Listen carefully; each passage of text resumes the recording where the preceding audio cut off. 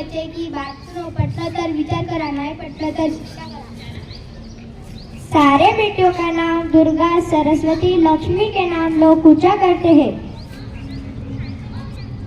आजकाल मुलीचे दुय्यम स्थान काय आहे? का कमी लेखले जात आहे तिला? खरंच कोणी कमी आहे का ती?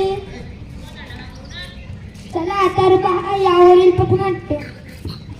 लेख वाचवा, लेख शिकवा, बेटी बचाओ बेटी पढाओ, बेटी बचाओ बेटी पढाओ। अगं सुनबाई, काय झालं सासूबाई? डॉक्टरकडे कधी जाणार? यावेळी मुलगा म्हणजे मुलगाच हवा। मुलगा आणि विज्ञान सांगते तरी तुम्ही मलाच बोलता? हे सगळे मला काही सांगू नको, यावेळी मुलगा म्हणजे मुलगाच हवा। कशासाठी मुलगाच हवा? काय करतो मुलगा? मुलगा म्हणजे वंशाचा दिवा, मुलगी म्हणजे धनाची पेटी, लक्ष्मीची वाट। मग मुलींच्याही कर्तबगारीमुळे वाढतो समाजात मान। म्हणूनच म्हणतात लेख वाचवा, लेख शिकवा, बेटी बचाओ बेटी पढाओ, बेटी बचाओ बेटी पढाओ। लेख वाचवा, लेख शिकवा, बेटी बचाओ बेटी पढाओ, बेटी बचाओ बेटी पढाओ।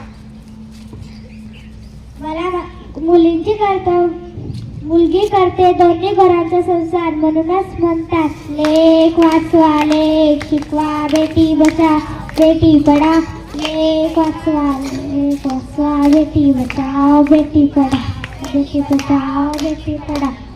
म्हणूनच म्हणतात लेख वाचवा, लेख शिकवा, बेटी बचाओ बेटी पढाओ।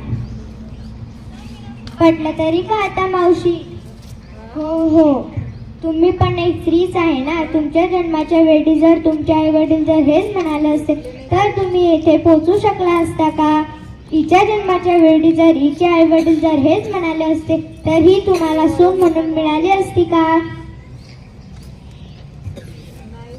मला माहित आहे मुलांच्या कर्तबगारीपेक्षा मुलींना खूप मान आहे। काही वर्षानंतर मुलांसाठी मुलींची कमतरता भासेल। मला मुलगा हवाय पण त्याला जन्म देणारी स्त्री नको। हा कुठला न्याय?